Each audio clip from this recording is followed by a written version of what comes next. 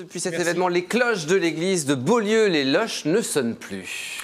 Et non, le 11 décembre dernier, un violent orage s'abat sur cette commune. La foudre frappe le grand clocher de l'église abbatiale et engendre 40 000 € de dégâts. Le chauffage et l'éclairage de l'édifice religieux sont endommagés, mais également son paratonnerre qui a pourtant bien joué son rôle.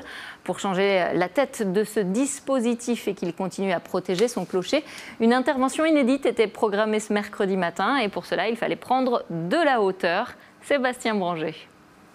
Anthony Dupuis est un cordiste spécialisé dans la réfection des paratonnerres. Aujourd'hui, il doit grimper en haut du clocher de l'église abbatiale Saint-Pierre qui culmine à 62 mètres de haut.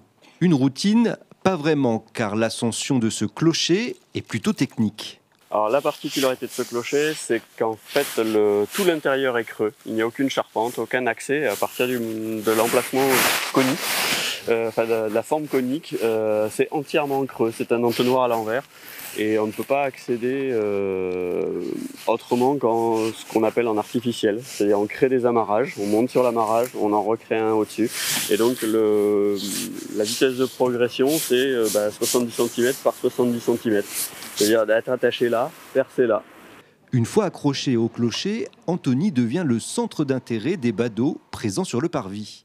On a voulu regarder ça avec alors les mains dans la bouche, alors avec peur pour lui, mais il se débrouille très bien, il me semble.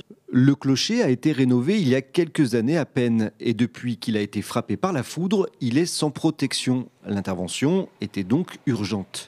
Il faut absolument que le paratonnerre soit remis. Si jamais on a un nouvel éclair, un nouvel orage, il faut absolument que le clocher soit protégé. On a mis 4 ans pour le reconstruire. On n'a pas envie de le voir descendre trop rapidement.